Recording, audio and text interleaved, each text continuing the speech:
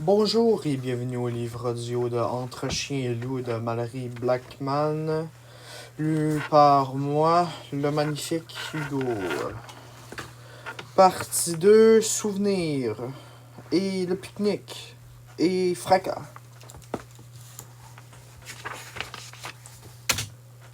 Calum, attends. C'était la fin d'une nouvelle journée au collège. Une journée où j'avais encore appris à quel point les primaires me détestaient et me méprisaient. Je me répétais que quelques primaires m'insultaient, mais ça ne m'aidait pas beaucoup. Après tout, les autres ne faisaient rien pour les empêcher. Que le matin, Chania courait derrière moi, son sac de classe tressautait sur sa hanche. Qu'est-ce qu'il y a? Tu es au courant? M'a-t-elle demandé. Quoi? Pour Sophie? Eh ben quoi? Elle était battue, a dit Chania avec un grand sourire. On l'a retrouvée en train de pleurer dans les toilettes des filles. Mon cœur a cessé de battre. Il a vraiment cessé de battre. J'ai regardé Chania. Je n'aurais pas pu dire un mot même si ma vie en avait dépendu. C'est bien fait pour elle, a ri Chania. Tu as vu comme elle est venue à notre table hier pour nous en mettre plein la vue? Ce n'est pas ça qu'elle a fait. C'était ma voix, si froide. Bien sûr que si, elle voulait nous rabaisser, nous montrer que même si elle est plus jeune que nous, c'est elle qui mène le jeu. C'est bien, on n'a même pas besoin de lui donner une leçon, ceux de Sarah se sont chargés pour nous. Tu te trompes, elle n'est pas comme ça. Tout ça parce que son père est au gouvernement, elle n'en peut plus de sa vie. Je suis sûr qu'elle s'est lavé la main après m'avoir dit bonjour. Où est-elle? Ils ont appelé sa mère, mais personne ne savait où elle était. Sûrement en train de se faire les ongles ou un truc comme ça. Alors ils ont prévenu son chauffeur et c'est lui qui est venu la chercher. Je n'écoutais plus, j'ai repris ma marche. Hé, Calum, attends-moi, on va manger une glace, hein? Je me suis mis à courir, si vite que mes pieds touchaient à peine le sol. J'ai couru jusqu'à la maison d'Adley. J'ai sonné à la porte, j'ai gardé mon doigt sur la sonnette jusqu'à quelqu'un vienne m'ouvrir. Oui, c'était Sarah Pike, la secrétaire de Mme Adley. Elle m'a dévisagé avec un air soupçonneux. Je voudrais voir Sophie, s'il vous plaît. Le médecin a demandé qu'elle ne soit pas dérangée. Sarah a essayé de me fermer la porte au nez. J'ai mis mon pied pour empêcher. Je veux voir Sophie. Elle a été violemment frappée, elle est choquée. Le médecin a exigé qu'elle reste à la maison jusqu'à la fin de la semaine. Qu'est-ce qui s'est passé? Pourquoi? Sarah, qui est-ce? Au son de la voix de Mme Adley, Sarah a presque broyé le pied en essayant d'enfermer la porte. J'ai repoussé le battant et Sarah a été obligée de s'écarter. Mme Adley s'est arrêtée dans l'escalier en me voyant. Elle m'a immédiatement reconnu. « Tu es le fils de McGregor, n'est-ce pas? » Oui, Mme Adley. Elle le savait parfaitement. « Qu'est-ce que tu veux? » Sa voix était glaciale. J'ai appris ce qui est arrivé. Je dois voir Sophie, s'il vous plaît. « Tu ne crois pas que tu en as assez fait? » J'ai froncé le sourcil. De quoi parlait-elle? « Ma fille a été battue parce qu'elle s'est assise à ta table hier, a poursuivi Mme Adley. Tu dois être fière de toi? » J'ai secoué la tête. J'ai essayé de trouver une repartie, mais rien n'est venu. Et elle m'a raconté que tu as tourné le dos et lui as demandé de partir, a continué Mme Adley. Est-ce vrai? Mme Adley ne comprenait pas. Personne ne comprenait, même pas Sophie. Vous croyez que j'aurais dû la laisser s'asseoir à ma table sans rien dire? Je savais ce qui allait se passer. C'est pour ça que je ne voulais pas qu'elle s'affiche avec nous. C'est seulement pour ça. C'est ça que tu dis? Mme Adley a fait votre face et a remonté les marches.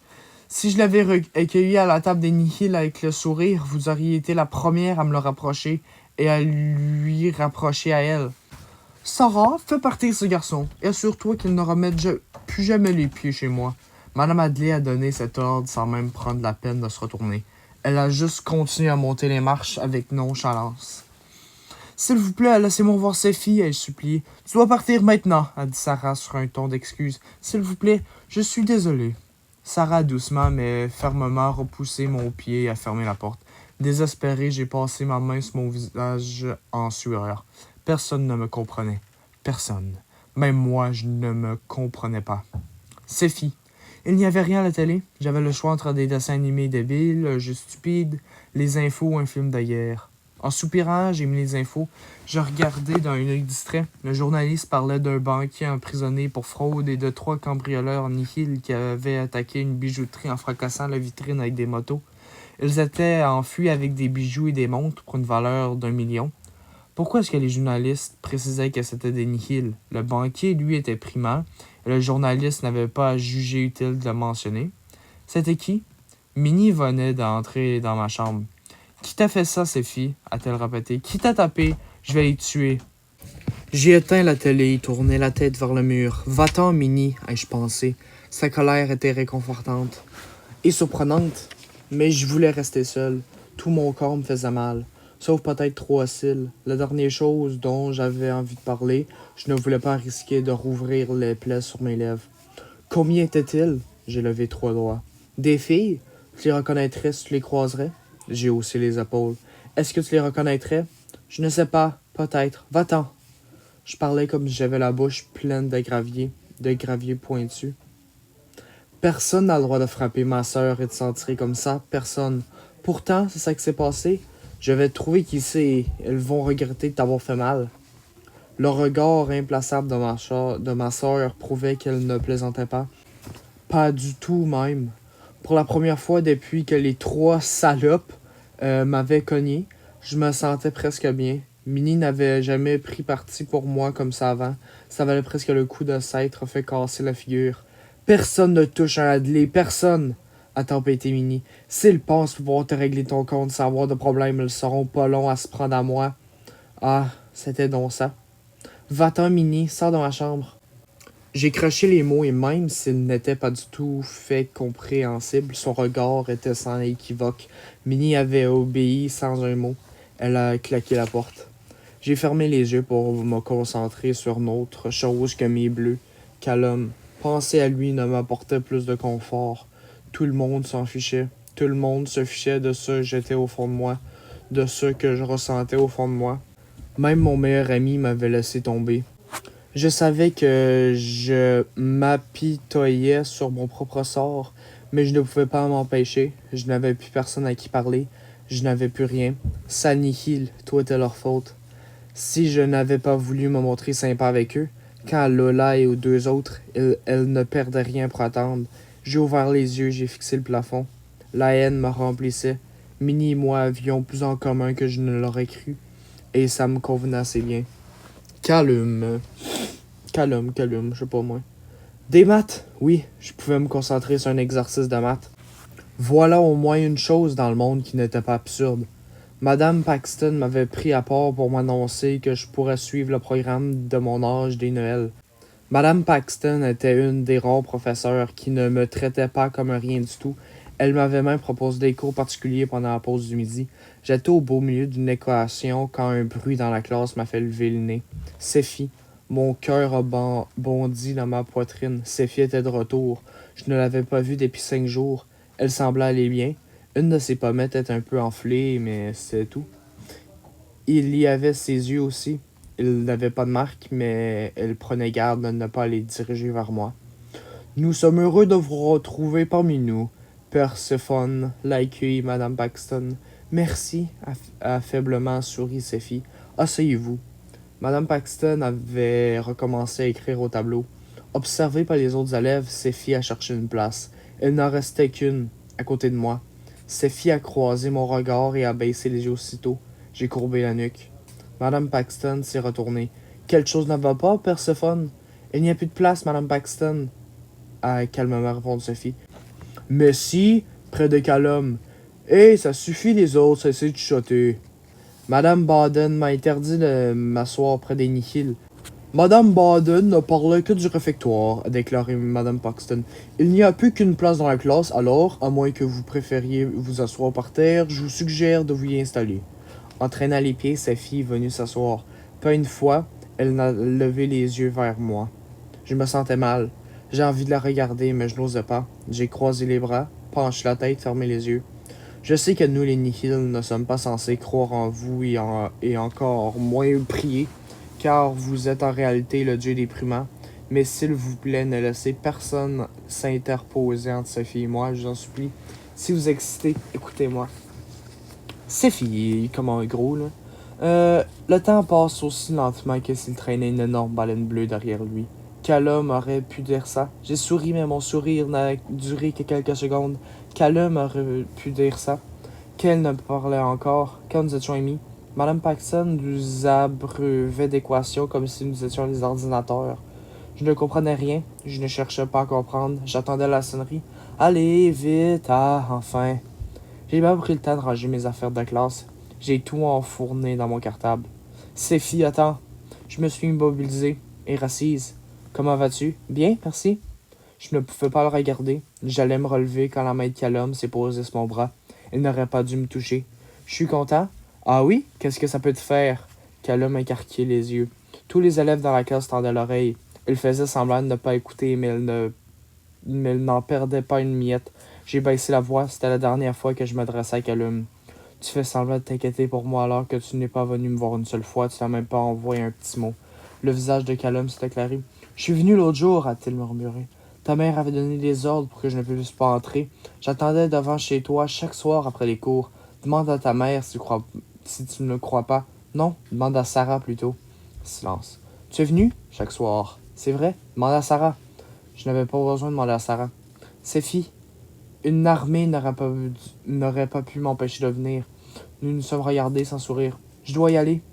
Nous attirons beaucoup de l'attention. Callum s'est levé. Retrouvons-nous à l'endroit habituel ce soir après le dîner. Nous pourrons discuter. Je n'ai pas répondu.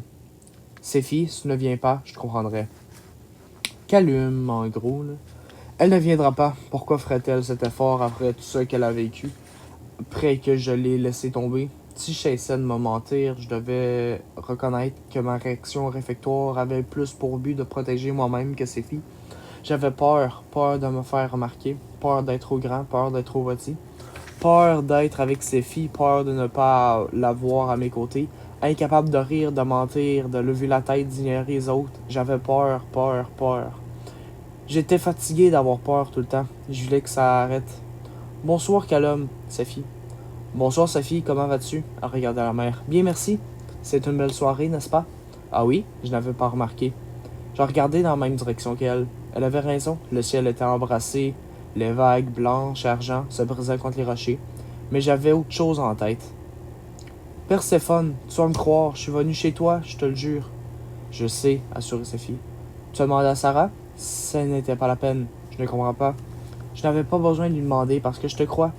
J'ai observé ton visage et j'ai vu. J'ai vu que ma Séphie, était de retour. Le soulagement m'a enveloppé, doux comme les ailes d'un ange. Mes mains ont tremblé sans que je puisse les empêcher. Et puis, ce que tu as dit sur ma mère sonne juste, a ajouté Sophie. Je voulais lui demander pourquoi, comment, mais je n'y arrivais pas. Je ne voulais pas la blesser. Nous sommes restés assis l'un à côté de l'autre, silencieux, mais le besoin de me faire pardonner me rongeait. Je suis désolé. Je n'ai pas pu venir au parc samedi hier, a soupiré Sophie. J'en avais pourtant très envie. Une autre fois. Écoute encore le silence. Tu te rappelles, Sophie, la dernière fois que nous sommes allés au parc? Pour pique-niquer, cet été? J'ai accusé. Oui, bien sûr, je m'en souviens. Pourquoi? De quoi tu te rappelles? Sophie a haussé les épaules. Nous avons pris le train, trouvé un endroit isolé, mangé une pique-nique, joué à des jeux idiots, puis nous sommes rentrés à la maison. C'était une chouette journée. C'est tout? Oui. J'ai examiné Sophie. Disait-elle la vérité? Sa vision des choses était-elle si différente de la mienne? Une chouette journée. Était-ce vraiment tout ce qu'elle se rappelait? C'était étrange. Je n'avais pas du tout fait les mêmes souvenirs. Le pique-nique. Prochain chapitre, section, whatever. Sophie. Nous nous étions bien amusés au parc. J'avais menti à maman. Elle croyait que je passais la journée avec Elena et ses parents. Je savais qu'elle ne vérifiait pas. Les parents d'Elena étaient aussi riches que nous et, dans la tête de maman, ça signifiait que je ne pouvais pas mentir. Pourquoi mentirais-je en affirmant que je passais l'après-midi avec la fille la plus riche, la plus ennuyeuse de ma classe? Enfin, de ma classe, nous ne nous adressions jamais la parole. La famille d'Elena était comme la mienne. C'est l'expression que maman utilisait. Je pouvais passer autant de temps avec elle que je le désirais. Alors, j'ai menti. J'ai retrouvé Callum devant la gare. Le parc était magnifique. La journée, fantastique. Enfin, sauf le trajet en train. Callum. Je ne savais pas si Sophie viendrait. En fait, je n'étais jamais sûr et pourtant elle venait toujours. Et à chaque fois, je me disais, tu vois, tu devrais avoir plus de confiance en elle. Je me promettais, la prochaine fois, je ne douterais pas. Mais la fois suivante, je m'inquiétais et je me demandais si Sophie allait me laisser tomber. À quoi tu penses? M'a-t-elle demandé. Sa voix m'a fait sursauter. Elle enfonçait son doigt dans mes côtes. Sophie, ne fais pas ça! Ai-je râlé. Tu adores! Sophie souriait et marchait à mes côtés. Non, je déteste. Eh bien, je vois que tu es de bonne humeur. J'ai pris une bonne inspiration et j'ai souri. Ce n'était pas moi, mais mes doutes qui me mettaient de mauvaise humeur. Mais elle était là à présent. Elle était là. Sophie, Un de ces jours, Callum se laissera aller et aura l'air content de me voir. Faut juste que je sois patiente, c'est tout. Tiens ton ticket. Je lui ai tendu. J'avais vidé mon compte en banque pour acheter 2 places en première classe. J'aurais pu demander de l'argent à maman ou à Sarah, mais elles auraient posé des questions. C'est beaucoup mieux comme ça. Ce jour n'appartenait qu'à moi et Callum. Cette journée va être parfaite. Je sentais au fond de moi. Callum. Le trajet a été un cauchemar qui a gâché toute la journée. Qui m'a gâché toute la journée. Nous allions au parc. Il ne restait que 3 arrêts quand ils sont montés. Les policiers, ils étaient 2. Leurs visages reflétaient un profond ennui. Carte d'identité, s'il vous plaît. Sophie a eu l'air surpris, pas moi. Nous avons sorti nos cartes d'identité pendant que les policiers contrôlaient les autres voyageurs. J'étais le seul nihil dans le wagon. Allait-il me poser des questions? Et ton avis, Callum, est-ce que la merde de cochon pue? Un des policiers, gras et musclé et une fine moustache sur le nez, s'est arrêté devant moi. Elle a regardé ma carte sans un mot, puis elle a envoyé. Ton nom? Je ne sais pas lire. Callum McGregor. Ton âge? 15 ans. Tu sais pas lire les chiffres non plus, on dirait. Où vas-tu? Ça te regarde pas. Au parc? Pourquoi? Couper les ongles du pied. Pique-niquer? Où habites-tu? Sur la lune. Quartier des Prairies. Quel joli nom. En réalité, mon quartier devrait plutôt s'appeler le quartier des ordures. Le policier a observé ma carte et m'a dévisagé de nouveau. L'empreinte de mon pouce était sur la carte. Allait-il sortir une loupe et me demander de tendre la main droite pour comparer? Je n'en aurais pas été plus surpris que ça. T'es loin de chez toi, mon garçon. Je me suis mordu l'intérieur de la joue. Il valait mieux que je ne réponde pas. L'autre policier avait rejoint le premier. Ils étaient si près de moi qu'on n'aurait pas pu glisser une feuille de papier de cigarette entre les jambes et mes genoux. J'ai soupiré. Madame et monsieur, pour vous aujourd'hui, une nouvelle représentation du célèbre spectacle. Tu es un nihil et on va faire tout ce qu'il faut pour que tu n'oublies pas. Néant. Ton titre de transport? J'ai tendu mon ticket. Comment as-tu eu l'argent pour acheter ce ticket? Je les ai regardés sans répondre. Qu'est-ce qu'ils cherchaient? De toute façon, qu'est-ce que je fasse s'ils avaient décidé de s'en payer une tranche à mes dépens? J'ai posé une question, a insisté Moustache, comme si je l'avais oublié. C'est toi qui as acheté ce ticket? A demandé le compère de Moustache. Que répondre? Un mensonge, la vérité. Je ne pouvais pas voir ces filles. Les frères débiles se tenaient entre nous. Je te pose une question. Est-ce que tu as acheté ce ticket? Non. Suis non. Voilà, j'allais me faire descendre du train à coups de coups de pied aux fesses. Comment un nihil osait-il s'asseoir en première classe? C'était un honte. C'était écœurant. Désinfectez cette place immédiatement. Monsieur l'agent, il est avec moi. C'est moi qui ai acheté les tickets. Sophie s'était levée. Il y a un problème? Que vous? Perséphone Adley, la fille du ministre de l'Intérieur, Kamal Adley. Callum est mon ami, a déclaré Sophie sans trembleur. Ah oui? Parfaitement. La voix de Sophie était coupante comme un rasoir. Je ne l'avais jamais entendu parler ainsi. Je vois, dit Moustache. Je peux vous donner le numéro de téléphone de mon père si vous voulez, ajoutait Sophie. Il régla le problème très rapidement. Vous verrez tout ça avec Juno Ailette, sa secrétaire personnelle.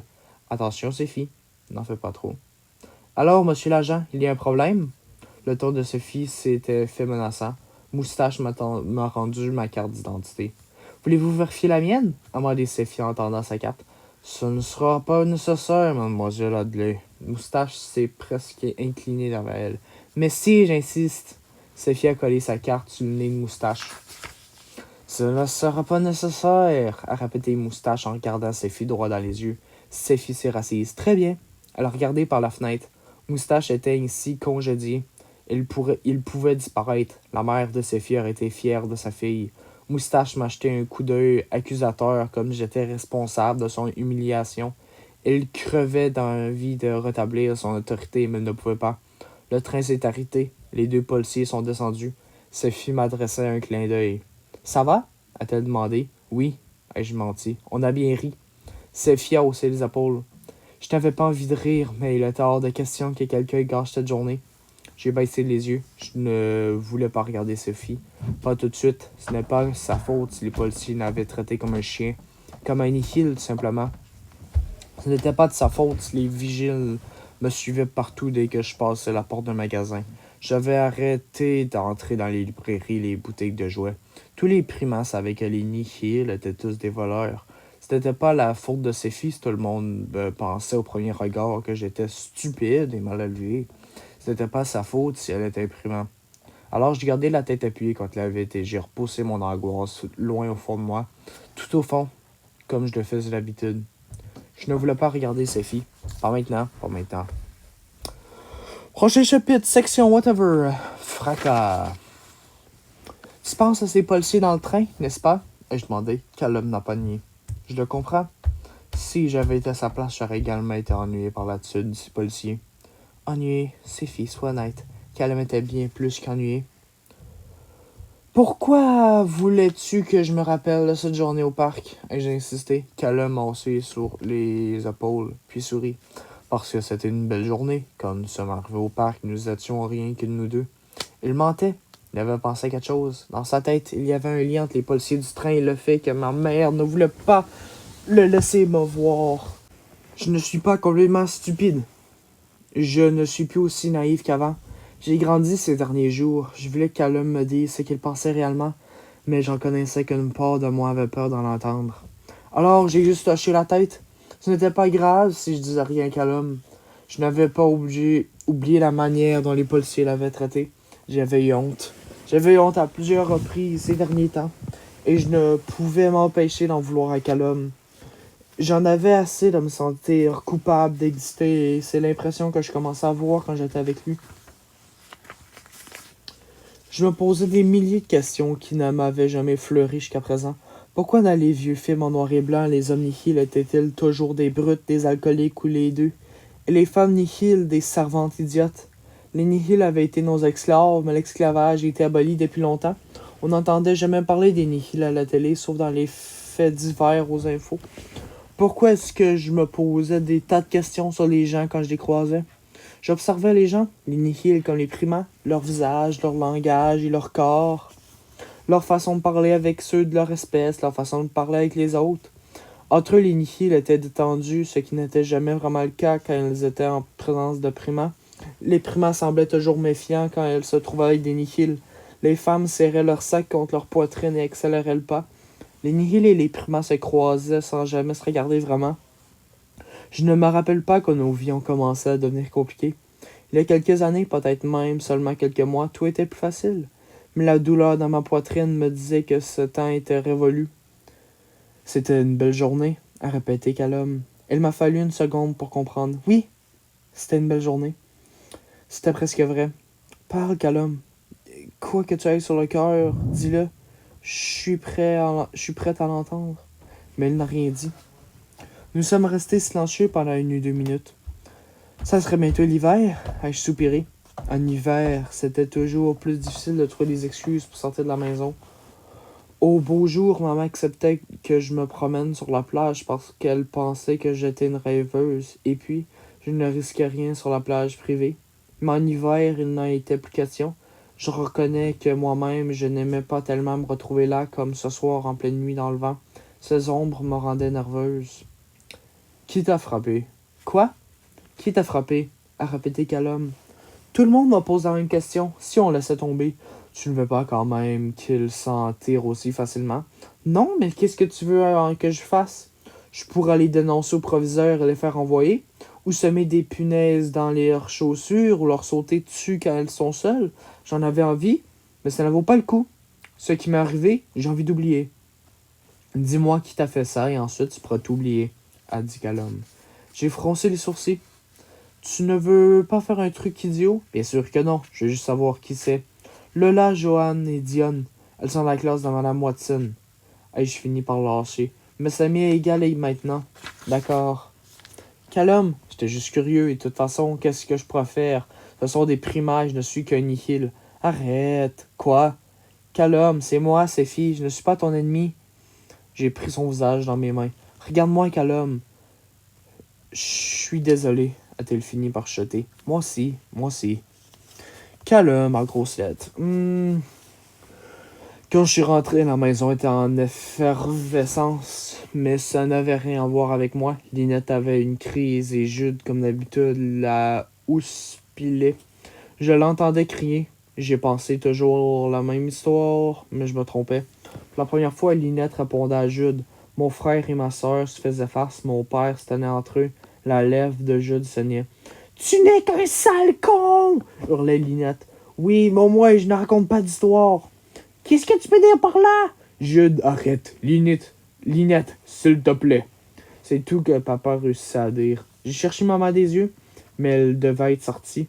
Elle ne les aurait jamais laissés se disputer de la sorte. Papa était toujours aussi faible. « Papa, qu'est-ce qui se passe? » ai-je demandé. Papa s'est tourné vers moi. Il n'en a pas fallu plus à Jude pour se tirer sur Linette. Elle l'a frappé aussitôt. Une seconde plus tard, papa était de nouveau en train d'essayer de les séparer. C'était la première fois que je voyais Jude et Linette s'abattre depuis l'accident de Linette. « Regarde-moi, » a craché Jude. « Tu te crois trop bien pour respirer le même air que nous. Eh bien, j'ai une petite nouvelle pour toi. Quand les primates te regardent, ils te voient aussi blanche que moi. » Primate, encore ce mot. « Je ne suis pas comme toi, je suis différente, je suis noire. Regarde-moi, regarde. » Jude a poussé papa et a attrapé le bras de Linette. Il l'a tiré jusqu'au miroir et l'a collé sa joue contre la sienne. Linette a essayé de s'écarter, mais elle l'en a empêché. « Regarde, » a-t-elle rugi. « Tu as la même couleur de peau que moi. Pour qui te prends-tu? J'en ai marre que tu me méprises. Tu es pathétique. Si tu ne t'aimes pas comme tu es, alors fais quelque chose. Meurs. C'est tout ça qui te reste. Et si Dieu existe, il te réincarnera en primate. Comme ça, je pourrais arrêter de me sentir coupable de te détester. » Jude a repoussé Linette. Elle a chancelé et tombé contre le miroir. « Papa, fais quelque chose! » ai-je crié. « Jude, ça suffit! » a dit papa. « Non, ça suffit pas, » a rétorqué Jude. « Il est temps qu'elle entende la vérité. Et qui va lui dire si ce n'est pas moi, toi, qui n'ose jamais prononcer un mot plus haut que l'autre? Maman, qui a peur de faire mal à cette petite fille adorée? Quel homme qui ne se préoccupe qu'à sa petite copine primate? Et qui es-tu pour dire aux gens qu'ils sont vraiment? » Ai-je défié mon frère. « Tu es toujours sûr que toi, tu me dégoûtes. Linette n'est pas la seule ici qui ne te supporte pas. » Jude m'a regardé, et sans prévenir, la poussé un hurlement s'est jeté sur moi. Je n'ai pas eu le temps de m'écarter. Jude m'a frappé dans le ventre et je me suis affalé. Sonné, je me suis demandé pourquoi il n'en profitait pas pour me frapper, mais j'ai découvert qu'il était tombé en même temps que moi. Je me suis redressé, je l'ai tiré par le bras pour qu'il se relève aussi. Je lui ai enfoncé un genou dans le bas du dos. Il a grogné, il m'a envoyé un coup de poing. Je me suis protégé le visage des deux bras. Et puis Jude a été tiré en arrière. « Mais non, qu'est-ce que vous avez dans le crâne? » a crié papa à Jude. J'étais de nouveau prêt à me battre. Jude a essayé de me frapper encore, mais papa l'en a empêché. « Regarde-moi quand je parle. Lâche-moi, papa. » Jude s'éloignait. Papa fait quelque chose qui nous a tous étonnés. Il a tourné Jude vers lui et l'a giflé. Parfois, maman nous donnait une claque quand nous étions insolents avec elle, mais jamais papa n'avait levé la main sur nous. « Ne me parle plus jamais comme ça. » Le ton de papa était calme et menaçant. « Je suis trop vieux et j'ai vécu trop d'expériences difficiles dans ma vie pour supporter que mes fils me manquent de respect. Tu ne sais rien de la souffrance de ta sœur, alors comment oses-tu la juger? »« Pourquoi? Qu'est-ce que lui, Linette? » a bégayé Jude. Il n'avait plus de 17 ans, mais 7. Il y a 3 ans, Linette et son petit ami ont été agressés par des nihils, 3 ou 4 hommes. Papa avait du mépris dans la voix. Tu te rappelles quand ta mère a perdu son emploi et que tu as dû quitter l'école? À cette période, Linette n'était pas à la maison. Tu disais qu'elle était sa tante Amanda. J'avais presque crié. Tu nous as dit que tante Amanda était malade et que Linette s'était proposée pour s'occuper d'elle. Ta mère et vous avons raconté ce que vous avions à vous raconter. Ces hommes ont presque battu le petit ami de Linette à mort et l'ont frappé Linette si violemment qu'elle est restée 2 semaines à l'hôpital. Elle nous a supplié de ne pas vous dire ce qui lui est arrivé. Je ne savais pas, a dit Jude d'une toute petite voix. Et vous savez pourquoi Linette a été attaquée? A continué papa comme si Jude n'avait pas ouvert la bouche. Parce que son petit ami était un primat. Votre sœur a été battue et laissée pour morte parce qu'elle sortait avec un primat. Elle ne nous avait pas dit. Elle n'avait pas notre réaction. C'était pas étonnant qu'elle ne supporte plus l'idée d'être une nihil. Elle n'a pas recouvré toute sa raison parce que la réalité est insupportable pour elle. Alors laissez-la tranquille. Vous m'avez entendu? Vous m'avez entendu? Jude a équissé. Moi aussi, même si papa ne m'adressait pas directement à moi. J'ai regardé Linette, ma seule Linette. Papa, elle saigne, ai-je murmuré. Papa s'est précipité vers elle. Les paumes de Linette étaient entaillées par les bris du miroir. Linette observait les taches écarlate qui s'élargissait dans ses mains, comme si elle voyait son sang pour la première fois. Elle levait les yeux vers ce qui restait du miroir. On aurait dit qu'elle se voyait pour la première fois. « Où est Jed, papa? » a-t-elle demandé. « Jed? » Papa a pâli. « Jed? Mais chérie, Jed est parti il y a longtemps, très longtemps. Laisse-moi nettoyer ta paume. » Lynette a réuni ses mains sur sa poitrine. L'expression de paix qui se lisait habituellement sur son visage avait disparu. « Où suis-je? »« À la maison, » a souri papa. Son sourire sonnait faux. « Tu es en sécurité. Je vais m'occuper de toi. »« Où est Jed? »« C'est chéri. Jed et ses parents ont déménagé il y a très longtemps et ils sont partis. »« Il est parti. »« Non, hier, la semaine dernière. » La voix de Lynette était à peine audible. « C'était il y a des années, » insistait papa. « J'ai 17 ans? »« Non, ma chérie, tu as eu 20 ans d'avril dernier, » a articulé papa. « Viens. »« Je croyais que j'avais 17 ans ou 18. » Lynette s'est pris le visage dans les mains. Ses joues ont été barbouillées de sang. « Je ne sais plus. »« Lynette, ma chérie. »« Lynette, je ne savais pas. » Jude a tendu la main vers elle. Elle l'a frappée. « Ne m'approche pas ta sale main de moi, a-t-elle crié. Jude a baissé les bras. « Tu veux dire ma sale main blanche de nihil, c'est ça? » Silence. Lynette a regardé ses mains de nouveau. « Mes mains sont comme les tiennes, comme les leurs. » Elle a éclaté en sanglots et a couru dans sa chambre, avant qu'aucun de nous trois n'ait eu le temps de réagir. Papa et Jude ont échangé un regard perdu. J'avais envie de pleurer. Mes yeux me piquaient, mais je n'ai pas cligné les paupières. J'ai entendu que mes émotions s'apaisent. Si je me laissais aller, j'allais devenir fou. En tournant la tête pour que Jude et papa ne me voient pas, je me suis aperçu dans le miroir. J'avais la même expression que papa et Jude. Mes pensées, mes peurs, mes haines étaient les mêmes que les leurs. Je ne m'en étais jamais rendu compte jusqu'à présent. Sophie, en grosses lettres. J'étais appuyé dans l'encadrement de la porte. Je regardais maman siroter son vin blanc. Ça faisait longtemps que je ne l'avais pas vu sans un verre de chardonnay à la main. « Maman, je peux regarder une fête, mon anniversaire? » Maman a levé les yeux de sa magazine. Elle faisait la même chose toute la journée. Lire, boire, faire la gym, aller à la piscine, acheter des vêtements, lire et boire. Et sa seule lecture consistait en revues débiles sur les couvertures desquelles posaient des filles à la beauté lisse, à la peau ébène, qui semblaient n'avoir jamais eu un problème dans leur vie et qui ne mangeaient manifestement pas à leur faim. Des femmes aux dents qui brillaient comme de la neige dans un rayon de soleil. Je n'avais jamais vu une nihil dans ces magazines. Pas un. Aucun visage blanc ou rose, nulle part. Ah si, il en avait fait tout un plat aux infos quand, lors de la présentation de la dernière collection, un mannequin nihil avait fait son apparition. Je ne m'étais pas attardé sur le sujet à l'époque. Une fête? Pourquoi pas? Alors chez maman. J'étais scié. Je m'étais entendu une longue discussion, voire une dispute. Après tout, a repris maman, on n'est pas adolescente toute la vie. Il faut en profiter. Je me suis demandé combien de verres elle a bu pour être de si bonne humeur. Je n'en voulais à l'alcool de réussir à rendre ma mère souriante, alors que ni Minnie, ni moi, ni parvenions. Où veux-tu donner cette fête? A souri maman.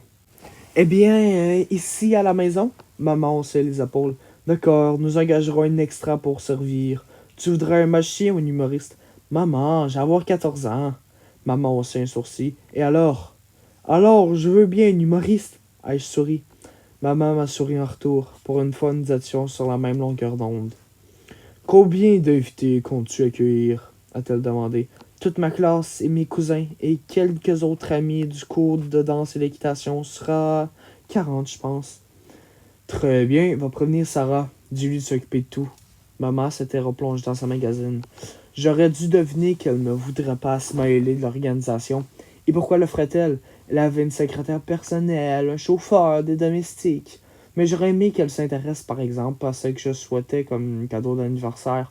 Oh, papa et maman n'oubliaient jamais de m'offrir un cadeau pour Noël et mon anniversaire, mais ils ne l'achetaient jamais eux-mêmes.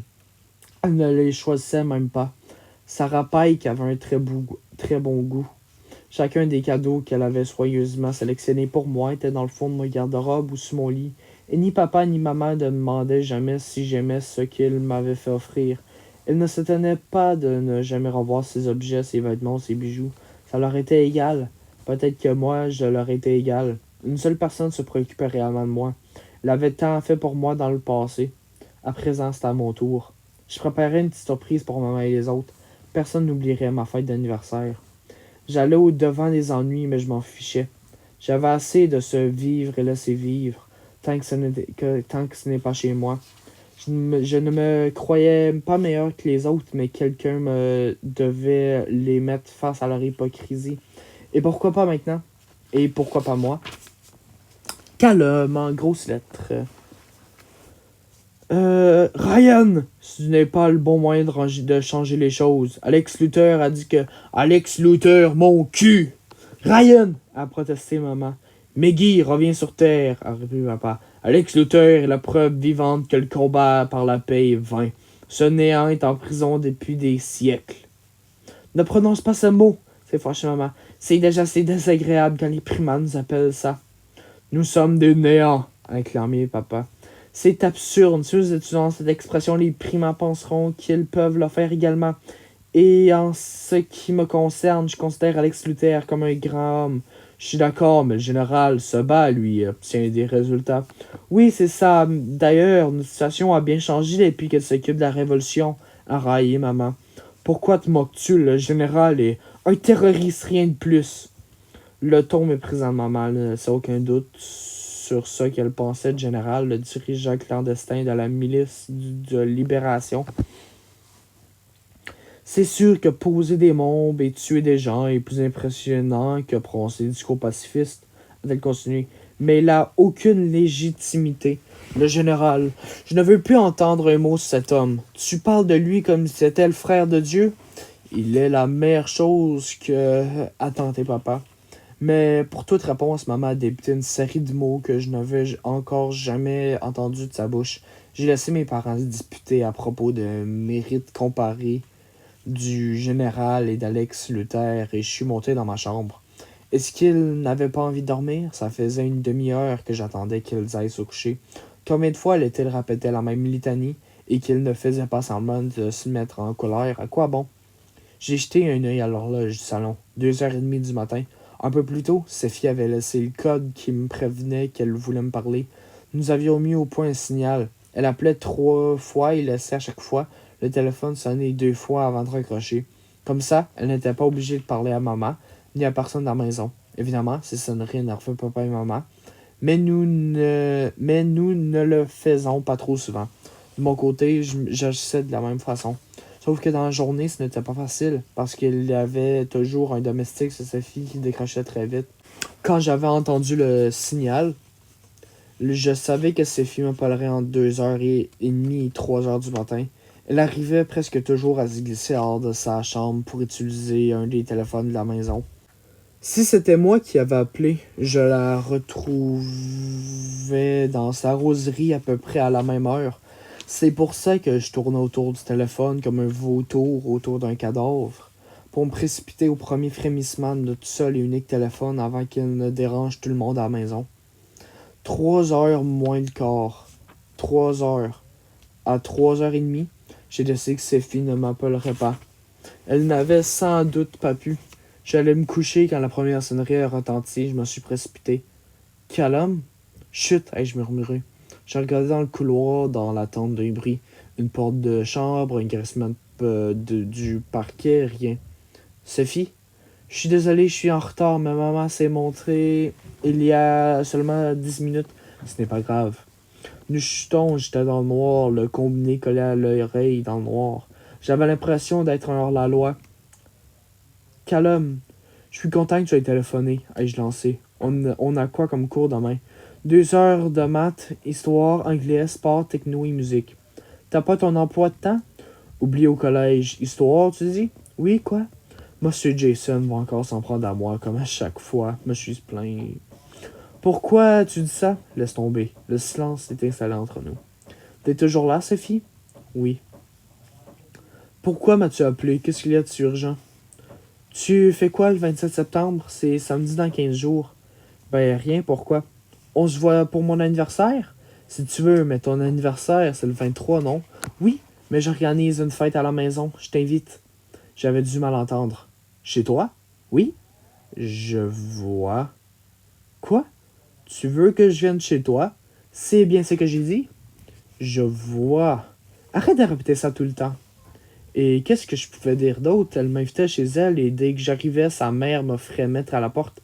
À quoi ça servait? Qu'est-ce qu'elle avait en tête? T'es sûr que tu veux que je vienne? Oui, pourquoi tu ne veux pas venir? Ta mère sait que je t'ai invité? Sophie ne m'a pas répondu tout de suite. Non, a-t-elle fini par souffler. Mais tu vas la prévenir, bien sûr, avant que j'arrive. Arrête de faire le malin, s'est énervée Sophie. Alors, est-ce que tu viendras? Si tu veux que je vienne, ai-je prononcé lentement. Oui, je veux. Je te donnerai tous les détails demain après les cours, d'accord? D'accord. À demain, Callum. J'ai raccroché. Mes yeux s'étaient accoutumés à l'obscurité. Sophie voulait que je vienne à sa fête d'anniversaire.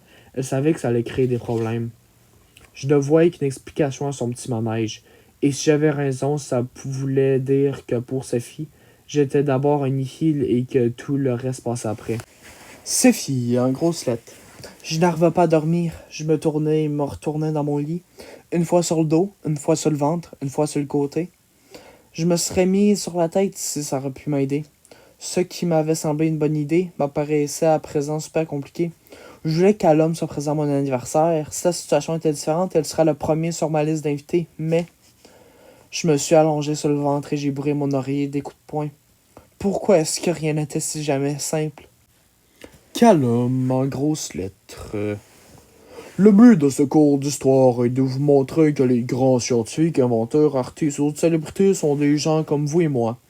On le sait, monsieur, a dit Shadé. Qu'est-ce que ça pourrait être d'autre? Je me posais la même question. Quand nous pensons à des explorateurs, des inventeurs, des acteurs, nous les imaginons parfois comme des apparvenant à un autre monde, un monde inaccessible. Je veux juste que vous compreniez que ces gens sont comme nous, ce qui signifie que chacun d'entre nous peut devenir un grand homme ou une grande femme. Dans cette classe, peut-être qu'un d'entre vous deviendra chercheur ou astronaute, ou tout ce qu'il veut d'autre à condition qu'il travaille dur et qu'il soit déterminé. Monsieur Jason ne me quittait pas les yeux, avec cet air de mépris qu'il me réservait toujours. Qu'avait-il contre moi? Est-ce que la couleur de ma peau le dégoûtait à ce point? Je ne pouvais pas m'empêcher d'être blanc que lui être noir, et puis il n'était pas si noir d'ailleurs, plutôt marron clair, très clair. Il n'avait pas de quoi se vanter. Je me suis rappelé la comptine stupide que papa restait parfois. Si t'es noir, je te sers à boire. Si t'es marron, c'est encore bon. Si tu es blanc, va-t'en. Hey, pour le monde qui écoute, pouvez-vous, s'il vous plaît, pas enregistrer ça puis sortir ça hors du contexte? S'il vous plaît, merci.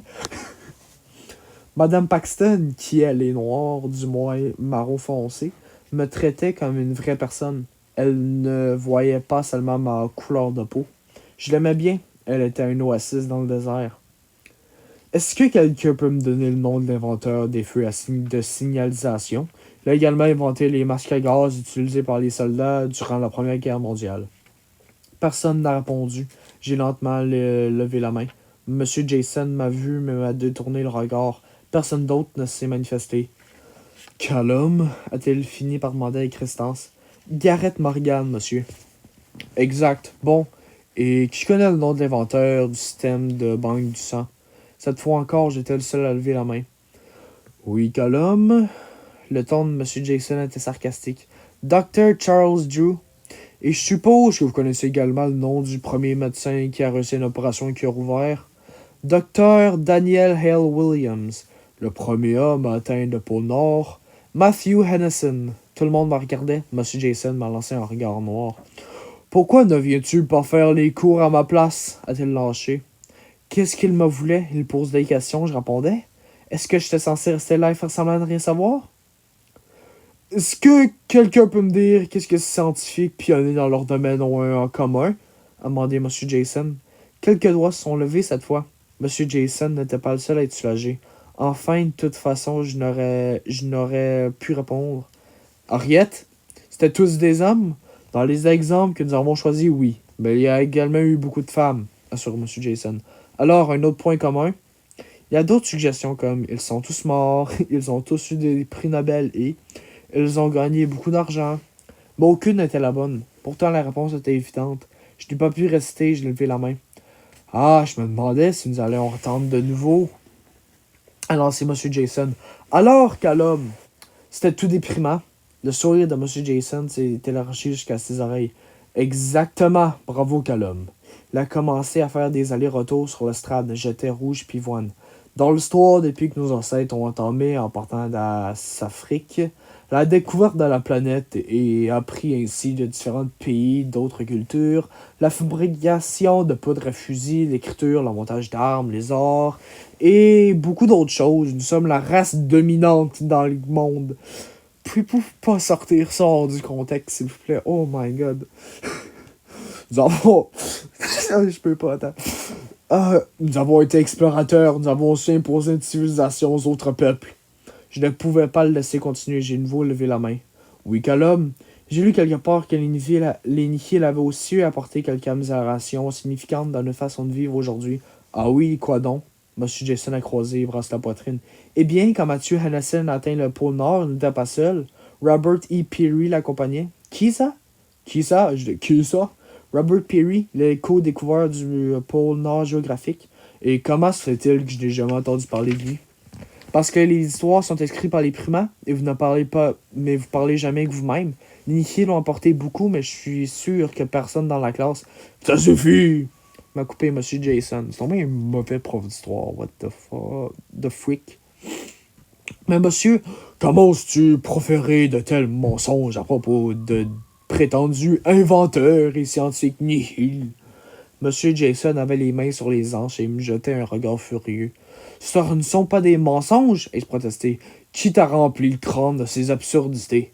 Ce ne sont pas des absurdités, c'est mon père qui me dit tout ça. Et où a-t-il pêché ces informations?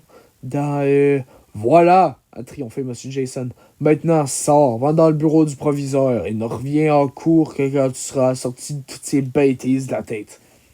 J'ai pris mon sac, je me suis levé brutalement. Ma chaise est tombée. J'ai regardé Sophie qui a aussitôt baissé les yeux. Je n'ai pas relevé ma chaise et je suis sorti en claquant la porte. Je savais que ce petit arc de rébellion ne me procurait que plus de problèmes. Je me suis dirigé vers le bureau de M. Costa, blanc comme un linge, les mains tremblantes. Je n'avais pas menti. Il y a des siècles, les primats venus du sud avaient traversé la Pangée du nord et de l'est. Durant leur périple, ils avaient appris comment fabriquer des armes à feu et comment s'en servir. Ils avaient acquis de la force, mais pas forcément le droit. Ils nous avaient réduits, nous les Nihil, en esclavage pendant très longtemps. Et même si l'esclavage avait été aboli depuis 100 ans, je ne voyais pas beaucoup d'amélioration dans notre condition. Ils l'acceptaient seulement maintenant que nous suivions les mêmes cours qu'eux. Le nombre de Nihil qui avaient une position de dirigeant dans le pays se comptait sur les doigts d'une seule main. Si on oubliait le pouce, ce n'était pas juste. Je savais qu'il n'était écrit nulle part que la vie devait être juste, mais mon sang bouillonnait de rage. Pourquoi devrais-je me montrer reconnaissant qu'ils m'autorisent à entrer dans un de leurs précieux collèges? À quoi ça allait me servir? Jude et maman avaient raison, c'était une perte de temps. J'ai ralenti le pas, je ne savais pas quoi faire. Étais-je censé attendre devant la porte de secrétaire ou entrer? J'ai hésité et j'ai décidé que M. Jason souhaitait sans doute que j'aie un maximum de problèmes. J'ai entrebâillé la porte du secrétariat. Il était vide. C'était déjà ça? Je suis entré, j'ai refermé la porte derrière moi. Doucement, j'avais claqué à cette porte pour la matinée. La voix de M. Costas m'est soudain parvenue par sa porte entrouverte. Il était en colère. « Je vous répète que vous devez agir. » C'était Madame Paxton. « Combien de temps comptez-vous laisser la situation en état? Si les néants trouvent que c'est trop dur pour eux, je ne les retiens pas. » a tempêté M. Costa. Je me suis immobilisé, l'oreille aux hoquets. « Monsieur Costa, les Nihil sont objet des primades constantes, » a rétorqué Mme Paxton en insistant sur le mot. Un jour, l'un d'entre eux répondait à ces provocations. « Pas dans mon collège, » a affirmé M. Costa. C'est à nous de régler le problème à la base. Si nous, les professeurs, interdisons clairement ce genre de comportement, les élèves suivront notre exemple. Madame Paxton, êtes-vous si naïve? Les Nihil sont traités dans ce collège exactement comme ils sont traités à l'extérieur. C'est à nous de transformer ce lieu en havre, en sanctuaire pour les Nihil et les primats. Nous devons apprendre à nos élèves le respect et l'égalité des chances. Ah oui? Alors chez M. Costa, vous faites des montagnes de petits problèmes sans importance. Vaut mieux surestimer les problèmes que les ignorer. Madame Paxton était agacée et ne cherchait pas à le dissimuler. Ça suffit. On les a pas demandé de venir. Moi, oui. a répliqué Mme Paxton. Et je ne suis pas la seule, il y a d'autres professeurs membres du gouvernement. Le gouvernement n'a fait qu'obéir aux obligations édictées par la communauté pangéenne. Il a eu peur des sanctions. Peu importe, les Nihils sont là maintenant et si nous ne réagissons pas tout de suite, il y aura des problèmes. Madame Paxton a fait une pause. Peut-être est-ce que c'est ça que vous voulez pour pouvoir affirmer que l'expérience était un échec? Madame Paxton livrait un combat perdu d'avance et elle ne s'en rendait même pas compte. Je ne supportais pas d'entendre un mot de plus. J'ai rouvert la porte du secrétariat et je suis sorti sur la pointe des pieds. Moins d'une minute plus tard, Mme Paxton est sortie à son tour. Elle s'est arrêtée en me voyant. Callum, qu'est-ce que tu fais ici? Monsieur Jason m'a renvoyé du cours. Pourquoi? Je me suis mordu la lèvre. Pour quelle raison, Callum? Que nous sommes disputés. Madame Paxton attend la suite sur l'histoire. Ah oui? Ce n'est pas juste, Madame Paxton. J'ai lu des dizaines de livres d'histoire et pas un ne mentionne les Nihils, sauf pour dire qu'elles ont été battues par les primaires. Je croyais que l'histoire était censée relater la vérité. Ah? Madame Paxton a lâché la tête. Et toi, Callum, tu as exprimé ton point de vue? Oui. Je vois, Callum, parfois il vaut mieux tenir sa langue. Mais c'est ça que tout le monde fait, du moins presque tout le monde, me suis corrigé en pensant à ce que je venais d'entendre. Et tout ce qui n'est pas dit finit par être oublié. C'est pour ça qu'il n'y a pas de Nihil dans les livres d'histoire. Il n'y en aura jamais avant que les Nihil puissent devenir historiens. Monsieur Jason n'a pas apprécié que j'affirme que les Nihil avaient également participé à la construction d'une civilisation. Mais de toute façon, il me déteste. C'est absurde. Monsieur Jason a seulement peur que tu te fasses renvoyer. Et s'il est dur avec toi, c'est seulement parce que Madame Paxton a sorti le mot adéquat. Il essaie juste de t'endurcir un peu. Oui, bien sûr. Je t'ai pas caché mon scepticisme. Madame Paxton m'a pris le menton et lavé mon visage vers elle. Callum, nous attendons ce changement de politique depuis longtemps. Crois-moi, ni Monsieur Jason ni moi avons le moindre envie de vous voir échouer. C'est lui qui vous a dit ça? Madame Paxton a laissé retomber la main. Il n'a pas eu besoin, évidemment. Madame Paxton a réfléchi un instant. Callum, c'est ça que je vais révéler devoir rester un secret entre moi et toi. Je te fais confiance, d'accord? J'ai accusé. Monsieur Jason n'est pas ton ennemi. Tu sais pourquoi? Non. Sa mère était un nihil. Oh, spoiler. Sophie, en grosses lettres. Je te laisserai pas me traiter de cette façon, Kamal. Va te chercher une autre bouteille de vin. Tu n'es plus bonne qu'à ça, de toute façon. J'ai grimacé. Papa était si méprisant. Minnie et moi étions assises dans l'escalier. Nous écoutions nos parents se disputer. C'était rare. C'était rare parce que papa n'était jamais à la maison et quand il y était, maman planait trop pour répondre à ses attaques. Nous avions terminé de dîner. Maman nous avait envoyé Minnie et moi faire nos devoirs. Ça nous avait suffi pour comprendre qu'il se passait quelque chose. Elle ne s'occupait jamais de nos devoirs. Elle voulait seulement nous éloigner. « Tu te défends même pas? » a demandé maman. « Pourquoi faire? Il est temps que tu regardes la vérité en face, grand-temps. »« Kamal, qu'est-ce que j'ai fait pour mériter ça? » a soudain gémi maman. « J'ai toujours été bonne épouse et une bonne mère. »« Oh oui, » a accordé papa d'un ton ironique. « Tu t'es montré une excellente mère pour tous mes enfants. » J'ai froncé les sourcils. Qu'est-ce que papa voulait dire? J'ai fait de mon mieux. Maman semblait sur le point de pleurer. De ton mieux? Eh bien, c'est pas brillant. J'étais censé faire quoi? Accepter ton bâtard chez moi? A crié maman. Oh non, surtout pas. La grande Jasmine Adeyebe Adley aurait élevé l'enfant de son mari comme le sien. Quelle horreur! Dieu n'aurait jamais accepté que tu risques de casser un ongle ou de salir une de tes chemises à t'occuper de mon fils. Je l'aurais dû accueillir à la maison, a pleurniché maman. Mais quand tu m'as annoncé son existence, je me suis senti trahi. T'as commis une erreur. Moi aussi en t'épousant, a rétorqué papa. T'as voulu me punir d'avoir un fils avant de te connaître. Tu as passé des années à essayer de me punir, mais cette fois, c'est fini. Papa avait un fils. Minnie et moi avons un frère. Ma sœur m'a regardé les yeux écarquillés. Nous avions un frère. Kamal, j'espérais que nous pourrions recommencer. Toi et moi, a bégayé maman d'une toute petite voix. Nous pourrions partir en voyage, rien que toi et moi. Jasmine, ne sois pas ridicule, l'interrompit papa. C'est fini, accepte cet état de fait. Et puis regarde-toi, tu te laisses aller, vraiment. Je me suis étranglé, Minnie aussi. Tu es cruel, a pleuré maman. Et toi, tu es une alcoolique, a répliqué papa. Pire, tu es une alcoolique ennuyeuse. Minnie s'est levée. Je ne pouvais pas lui en vouloir, j'aurais dû en faire autant. Arrêtez d'écouter ça, partir avant de détester mes parents, mais je suis resté. C'est grâce à moi que tu es devenu député puis ministre, a lâché maman.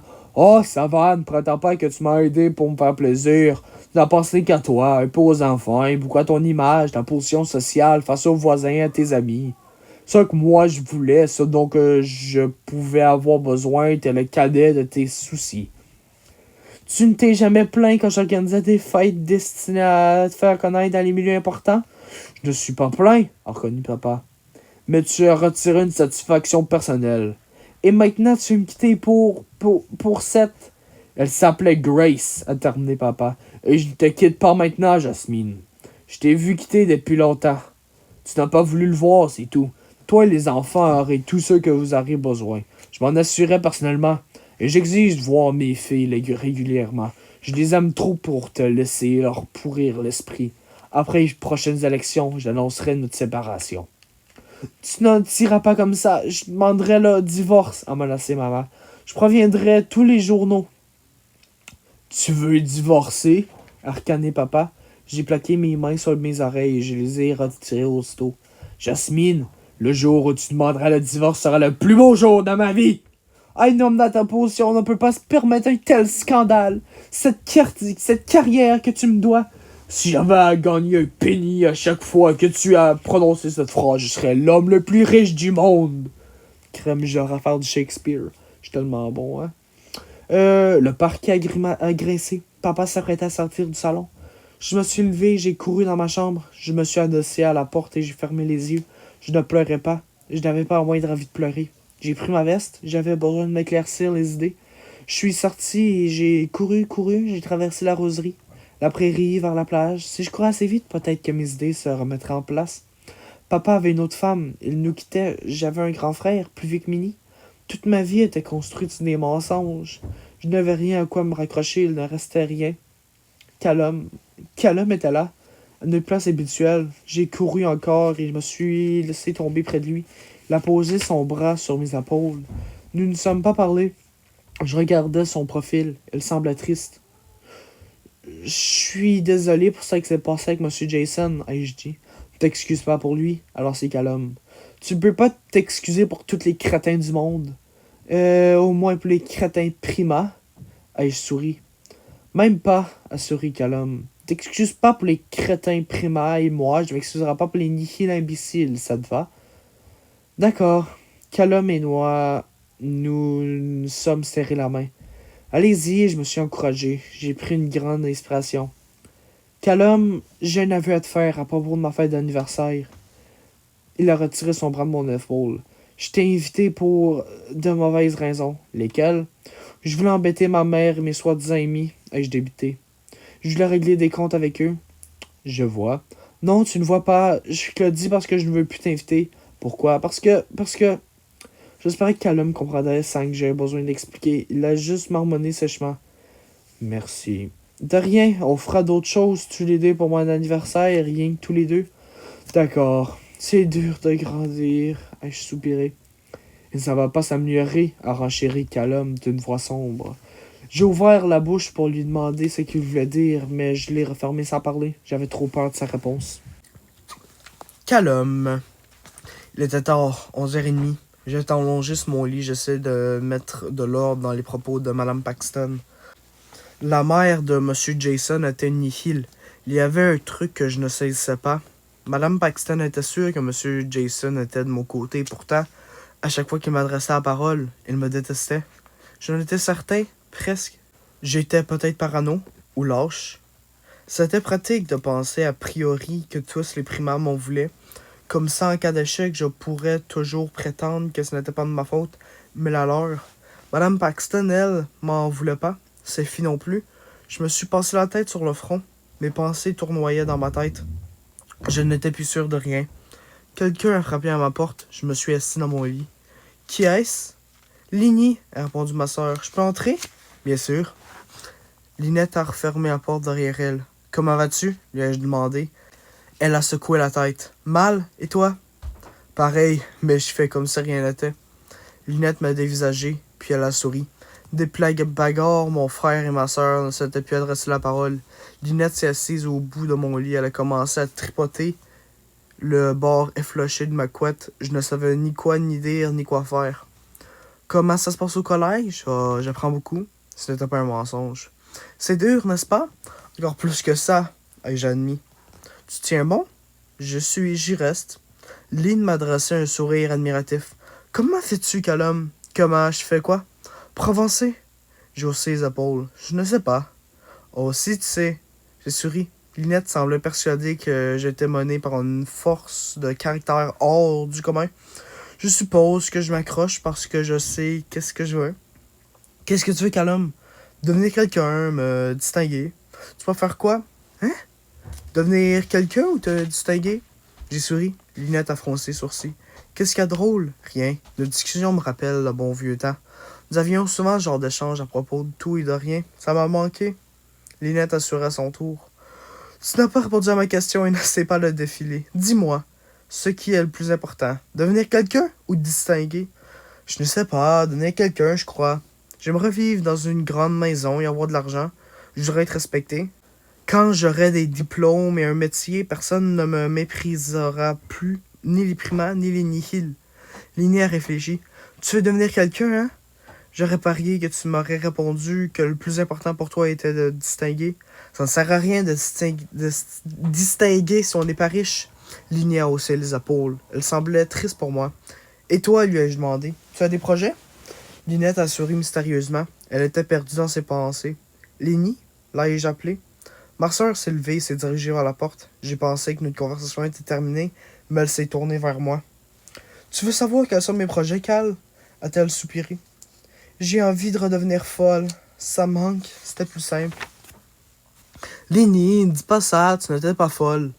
Tu crois? Alors pourquoi est-ce que je me sens si vide?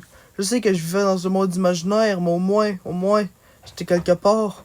Aujourd'hui, je ne suis nulle part. C'est faux. Pourtant, Lini, tu vas bien? Dis-moi que tu vas bien. Je me posais une question dont je connaissais la réponse. Je vais bien, j'ai juste besoin d'un peu de temps, Calum. Est-ce que parfois la vie ne te semble pas terriblement inutile? Qu'est-ce que tu veux dire? Ce que je dis est rien de plus. Nous sommes sur Terre, mais nous pourrions aussi bien être des robots. Nous pourrions même ne pas exister du tout. Les choses vont s'améliorer. Tu y crois réellement? Oui, après tout ça que j'ai été admis à Heathcroft il y a quelques années, c'était impensable. Mais tu ne pourras pas aller à l'université? J'ai secoué la tête. Tu n'en sais rien. Quand j'aurai l'âge, les universités ne seront peut-être ouvertes. Et après, je trouverai un bon travail et plus rien ne pourra m'arrêter. Ça te servira à quoi? Tu parles comme maman, Linné. Pardon, je ne voulais pas. Ma sœur a posé la main sur la poignée. N'oublie pas une chose, Calum. Quand tu flottes dans une bulle, la bulle finit toujours par éclater. Et plus la bulle t'amène haut, plus la chute est douloureuse. Lynette est sortie sans même prendre la peine de refermer la porte derrière elle. Je me suis levé pour le faire moi-même. J'étais fâché contre elle. Ma sœur aurait dû comprendre mes rêves et les encourager. J'étais complètement démoralisé. J'allais claquer ma porte quand j'ai aperçu Lynette devant sa chambre. Son visage reflétait une intense et profonde tristesse.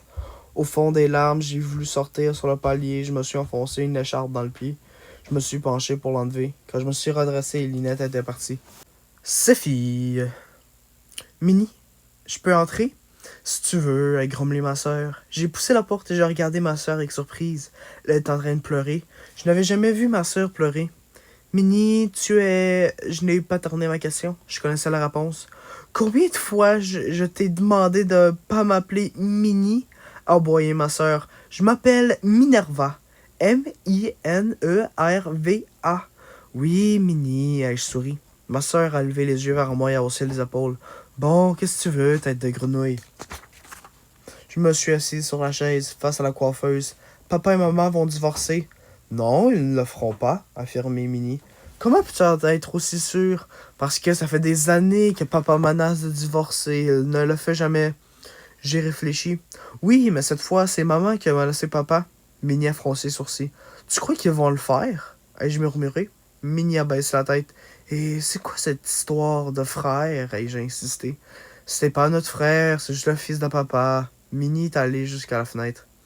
On pourrait le chercher? Certainement pas. Minnie me regardait comme si j'étais devenu cinglé. Tu n'as pas envie de savoir qui c'est? À quoi il ressemble? Tu n'es pas curieuse? Non, je connais son existence depuis 3 ans et je ne me suis jamais posé de questions. 3 ans? Je n'en revenais pas. Pourquoi tu m'en as jamais parlé? Pourquoi est-ce que je l'aurais fait? Qu'est-ce que ça pourrait te faire? Papa a eu une aventure avant de rencontrer maman et il y a eu un fils. C'est ça que je sais, je ne veux pas l'en prendre plus long. Je me suis mordu la lèvre. C'était comme si Minnie et moi avions 2 conversations différentes. Je ne comprenais pas son point de vue, elle ne comprenait sans doute pas le mien.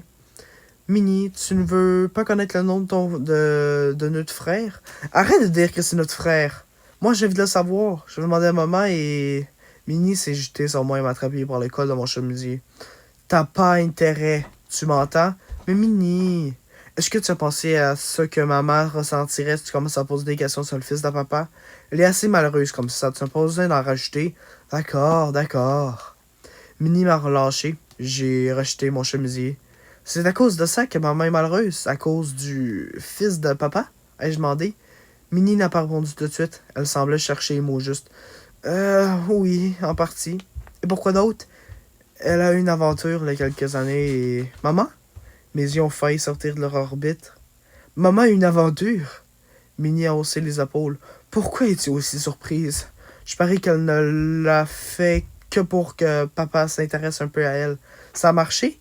Qu'est-ce que tu crois? A ricané Minnie. Ça les a séparés davantage et maman s'est sentie encore plus seule. Elle n'a pas d'amis, tu sais. Bien sûr que oui, ai-je protesté. Elle a des milliers d'amis. Non, elle n'a aucun véritable ami. Personne à qui se confier, par exemple. C'est normal, ai-je lancé. Elle a trop de mauvais caractère. Parfois, elle me repousse comme si j'étais un chien plein de puces et parfois, elle demande mon emploi du temps de la journée à la minute près. Si je n'étais pas obligé de vivre dans la même maison qu'elle, je ne lui parlerais jamais. Elle est très seule, a répété Minnie. Pourquoi elle ne sort pas? Elle pourrait rencontrer une nouvelle personne. Minnie m'a adressé un sourire condescendant. Tu es très jeune, Sophie. Arrête de te la jouer, ai-je grogné.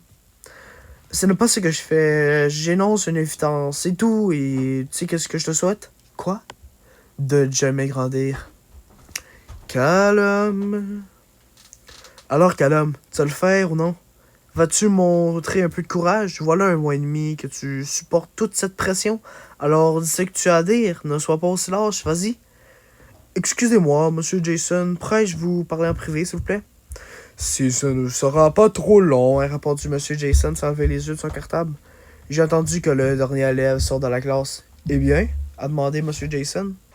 Il avait refermé son cartable et s'apprêtait déjà à partir. Pourquoi ai-je obtenu un C- comme note globale de mi-trimestre alors que ma note au dernier contrôle était de 17 sur 20? La note globale ne reflète pas seulement votre résultat au contrôle. Quoi d'autre? Votre attitude en classe, vos devoirs, ce genre de choses. Je n'ai jamais eu moins de 9 sur 10 à mes devoirs à la maison. Monsieur Jason m'a regardé dans les yeux. J'en ai enfin retenu son attention. Tu mets mon jugement en cause. C'était exactement ce que j'ai voulu dire en parlant de ton attitude en classe. Vos critères m'intéressent, c'est tout.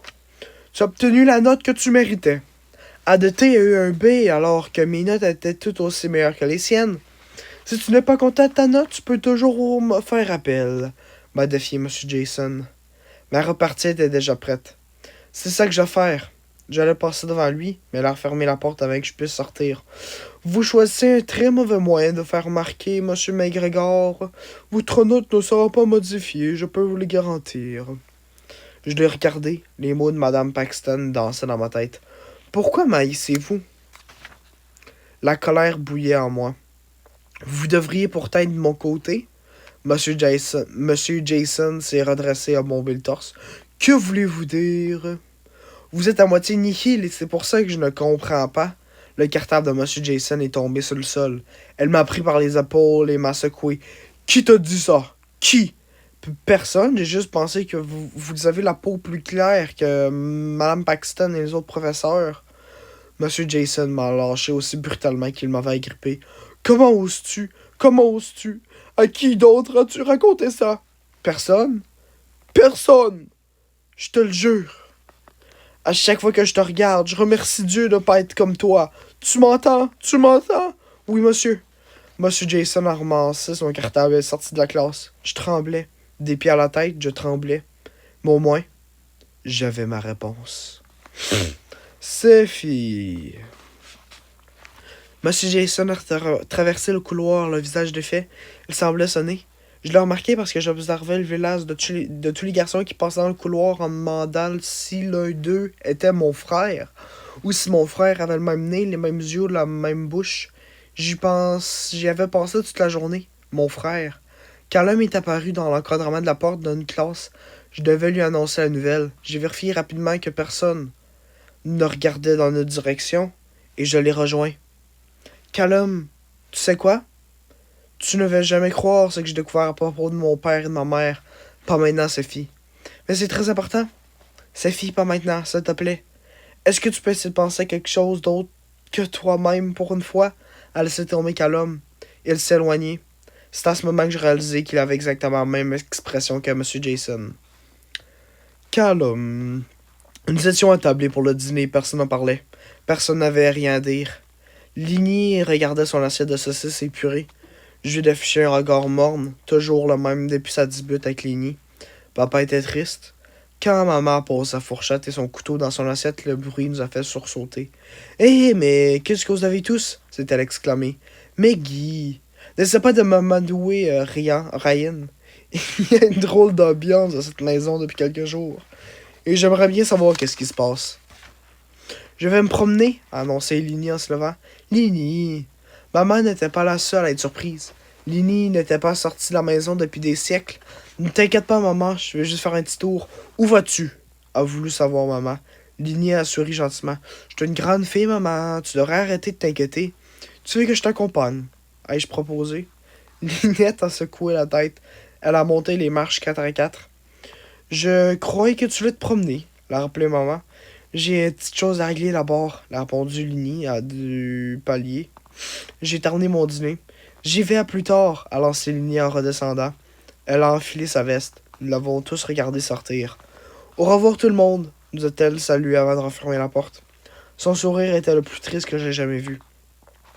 Ryan, je vais voir qu'est-ce qui se passe dans cette maison, a exigé maman. Elle ne me répondait pas qu'il y a rien. Un de vous a intérêt de me raconter au plus vite. J'ai regardé Jude, je sais pas. Il a baissé la tête. Papa a regardé maman. Maggie, tout s'est passé quand tu allais rendre visite à ta sœur, a commencé papa. Maman s'est raidie. J'écoute.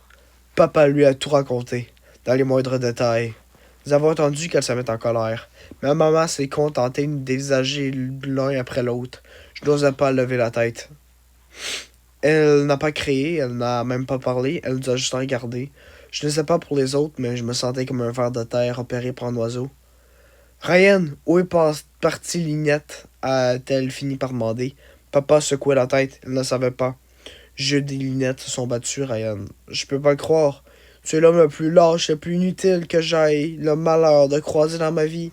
A lâché maman sur un ton d'amer reproche. C'est pas la faute de papa, maman, a balbutié Jude. Toi, tais-toi. Tu me donnes envie de vomir. Tu crois toujours le plus fort, le meilleur. Tu penses que tu as toujours raison et que les autres ont toujours tort. Tu t'en prends à ta soeur depuis des mois. Et toi, c'est à moi que tu t'en prends depuis des mois, a rétorqué Jude. Comme ça, on est quitte. Je m'en prends à toi, comme tu dis, parce que tu ne fais rien de ta vie. Tu pourrais travailler avec ton père à la Syrie ou en t'emmener un apprentissage avec le vieux Tony, mais... Le vieux Tony, il pourrait du matin au soir allumer une allumette devant sa bouche et tirer cette explosion. Je ne veux pas travailler dans sa sale boulangerie, a crié Jude. Si je fais ce genre de job, je serais un raté toute ma vie. Couvert de farine, à pétrir de la pâte jusqu'à mon dernier souffle. Mais c'est un travail honnête. J'en ai rien à foutre. Je ne veux pas un travail honnête. Tu ne sais pas qu'est-ce que tu veux. C'est rageusement moqué, maman. Si je le sais, je veux faire des études. Je regardais Jude. Depuis quand voulait-il faire des études? Elle s'est toujours fichue de moi parce que je ne levais pas le nez de mes livres. Quand je révisais pour l'examen d'entrée à Heathcroft, il prenait son temps à ricaner. Jude, Nous avons déjà eu cette conversation, assurait maman. Nous avions pas assez d'argent pour que tu suives tes études. J'ai perdu mon emploi, tu te souviens? Mais pour Callum, tu as trouvé l'argent. Vous n'en savez que pour Callum et Linette. Qu'est-ce que ça sert à mon tour? Cesse de dire n'importe quoi, criait maman. Nous t'aimons autant que nous aimons ton frère et ta sœur. Mais c'est vrai que là, aujourd'hui, je n'apprécie pas beaucoup tes propos. Alors, je ne veux pas t'infliger ma présence plus longtemps. Jude s'est levé et dirige vers la porte d'entrée. Jude! Maman s'est levée ainsi. Jude a ouvert la porte. Il a voulu sortir, mais devant lui se tenaient deux officiers de police. Un des deux avait le bras levé. Il s'apprêtait à frapper. Il semblait aussi surpris que nous. Le premier a baissé le bras. C'était sans doute un sergent. Il était maigre et flottait dans son uniforme. L'autre était au contraire, carré et costaud, pas très grand. Bien sûr, c'était des primats. Les policiers initiés étaient aussi rares que la neige bleue. Monsieur McGregor, a demandé le sergent. Papa s'est levé lentement. Linette, a murmuré maman. Ses mains se sont mises à trembler. Elle s'est accrochée au dossier du canapé. Pouvons-nous entrer? Papa a accusé. Je vous en prie. Ils ont refermé la porte derrière eux. Je suis le sergent Collins et voici l'argent Dark Eagle. Dites-nous qu'est-ce qui vous amène. Alors c'est papa. Nous attendions tous. Je suis désolé, monsieur, madame. J'ai une mauvaise nouvelle. Les policiers avaient des regards embarrassés. La respiration de papa s'est accélérée. Qu'est-ce qui s'est-il passé? A-t-elle articulé. Maman serrait plus fort le dessus du canapé. Je me répétais que, de toute façon, elle ne pouvait rien annoncer de plus grave que tout ce que j'imaginais. Pourtant, si. Vous avez une fille au nom de Linette McGregor. Papa a hoché la tête. Je suis désolé, monsieur. Il a eu un accident. Un accident tragique. Elle a traversé au moment que un bus passait et les témoins l'ont décrite comme perdue dans ses pensées. Nous sommes tous restés silencieux. Rien n'est la cause, a repris le policier. Et si ça se peut vous être un quelconque réconfort, sachez qu'elle a été tuée sur le coup. Elle n'a pas souffert. Je ne pouvais quitter le policier des yeux. Je n'aurais pu regarder un membre de ma famille. Tout est ma faute. Je me sentais coupable. Je me suis rappelé Linette se découvrant dans le miroir brisé, les mains en sang. C'était il y a quelques jours, une éternité. Votre fille a été amenée à la morgue de l'hôpital. Si vous désirez la voir... Non!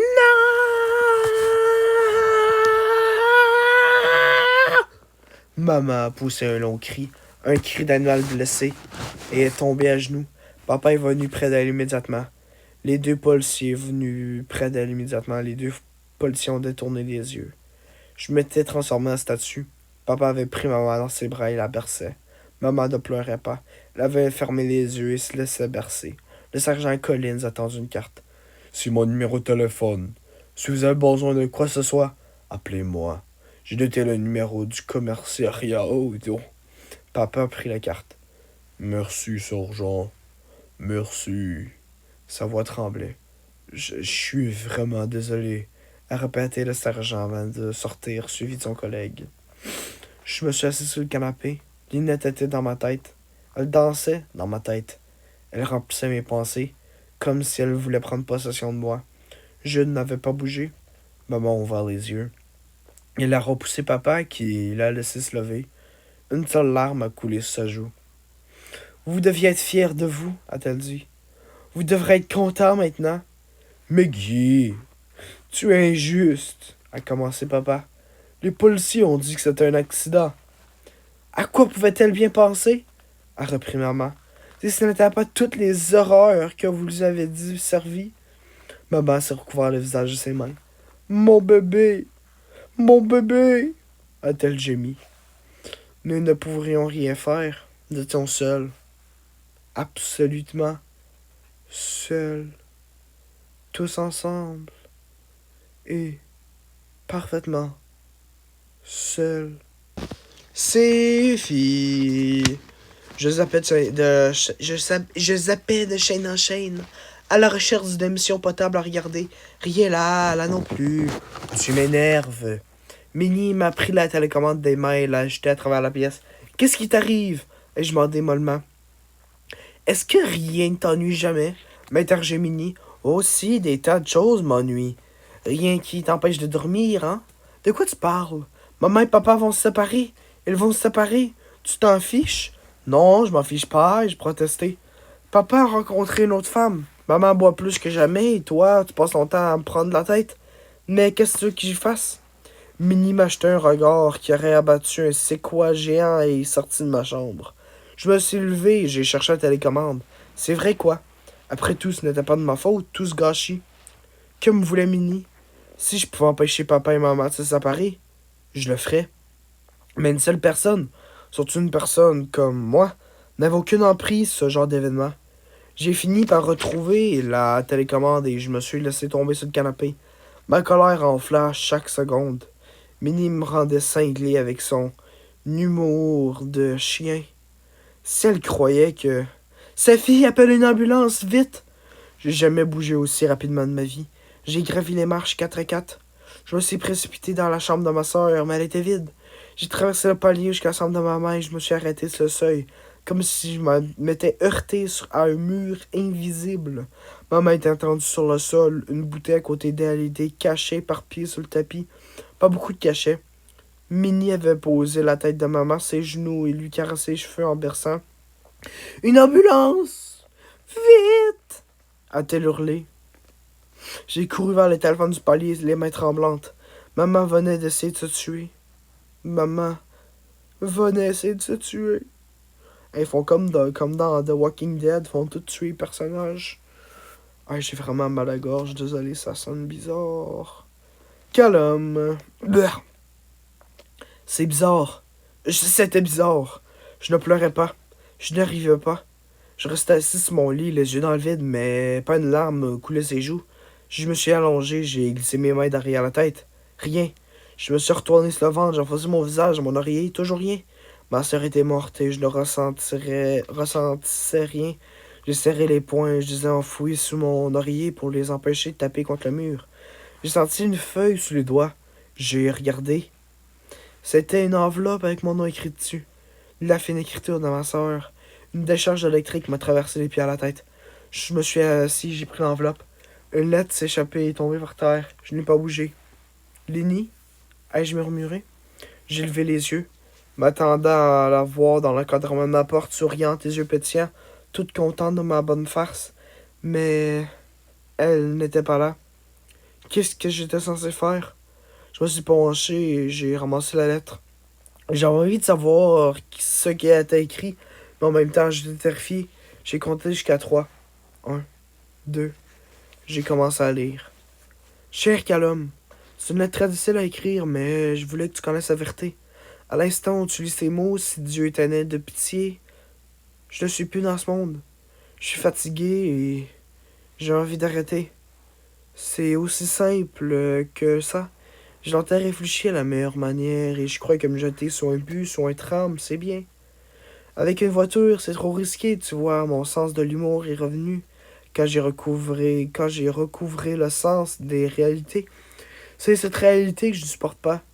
Je me sens pas assez forte.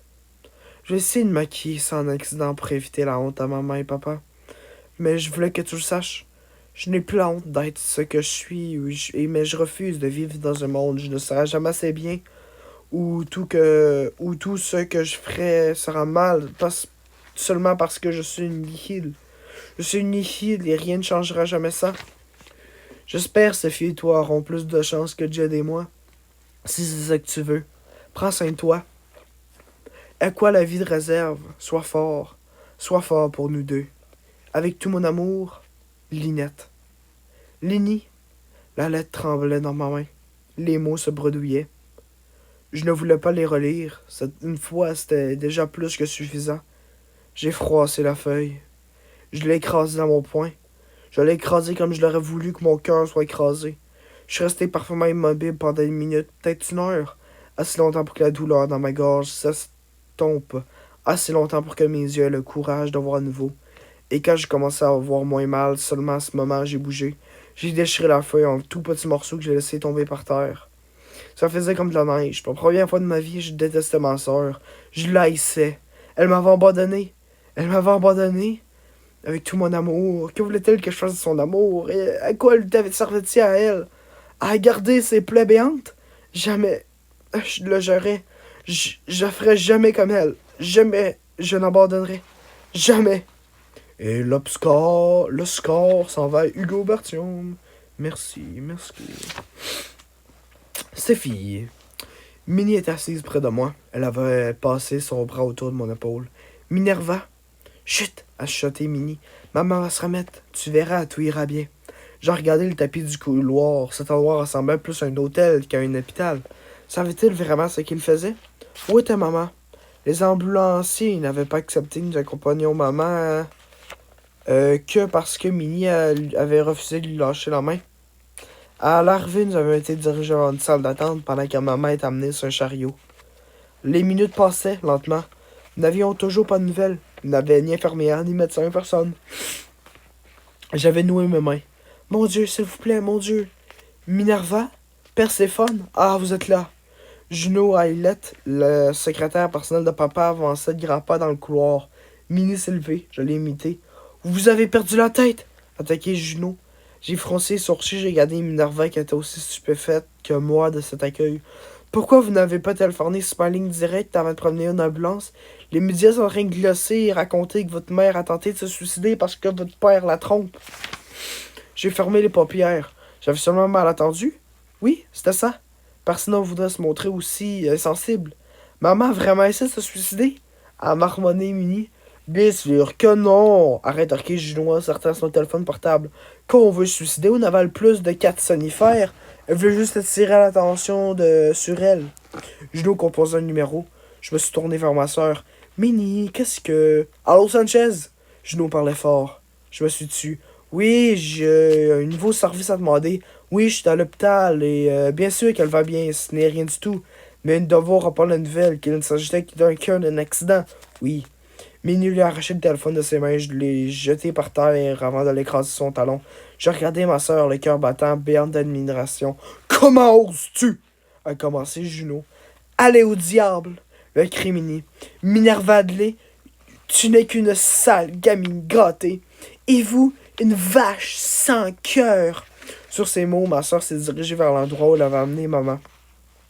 J'ai adressé un sourire narquois à Juno, j'ai emboîté le pas à ma soeur. Tu as été génial, Minerva, absolument génial. Elle n'a pas souri, mais son visage s'est un peu détendu. Un peu. Calme. Nous avions enterré Linette dans l'après-midi, une semaine après l'accident. Depuis une semaine, elle n'était pas allée à l'école, je n'avais pas versé une lame. Il était tard. Je marchais vers la plage. Seul. Je portais ma seule chemise convenable et je regardais les vagues aller et venir. Je me demandais à quoi servait ce mouvement perpétuel. Quelque chose dans ce monde avait-il une utilité? Je suis rentré, seul. Notre maison était bondée. Amis, voisins, étrangers. Je ne m'y étais pas entendu. Je n'avais pas envie de voir tous ces gens. Papa avait promis un enterrement sobre. On aurait dit que tous les nihiles de notre quartier se battaient pour entrer dans notre salon. Je me suis mis dans un coin et j'ai entendu. Chacun se poussait du coude pour être le premier à présenter ses condoléances, donner avis sur ce tragique incident. La cour devant la maison ainsi que le petit jardin à l'arrière étaient bien remplis. La maison aussi, il y avait du bruit, beaucoup de bruit. Il fallait que je parte, j'allais exploser. Jude se tenait un peu encore avec quelques amis. Il ne quittait plus son air sombre. Il parlait peu et buvait beaucoup. De la bière, je crois. Il commençait à tibuter. Je n'avais pas envie d'essayer de l'arrêter. S'il avait envie de se saouler, grand bien lui fasse. Le monde entier pouvait aller se faire voir. Qu'est-ce que Lini aurait pensé de tous ces gens? Elle aurait sans doute été aussi étonnée que moi. Et que penseraient ma mère, papa et Jude s'ils savaient que ce n'était pas un accident? Question stupide. Je sais qu'ils le diraient. Je sais qu'ils le ressentiraient. Ne leur dirais jamais. J'avais brûlé les petits morceaux de la lettre de Lini. Je devais bien ça à maman et papa. À papa et maman. Surtout à maman. Le bruit continuait de plus belle. Je me suis massé les tempes. Des tempes. Papa et maman avaient-ils réellement invité tous ces gens? Et où était papa?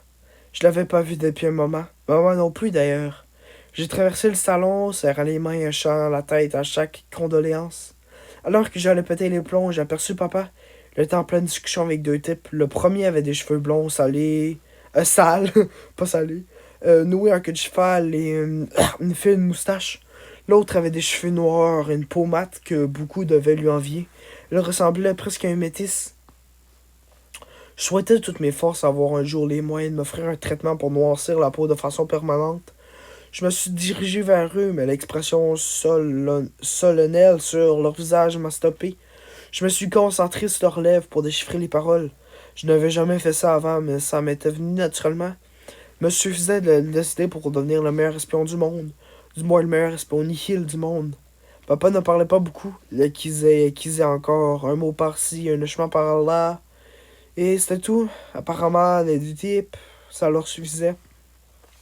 Ils ont commencé à sourire et tapoter l'épaule de papa. Puis un des deux lui a glissé quelque chose dans les mains. Papa n'y a pas jeté un œil, mais s'empressa de le ranger dans sa poche. Du coin de l'œil, j'ai vu maman entrer dans le salon.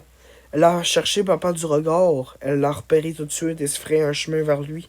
Puis elle a remarqué le des types et s'est immobilisée.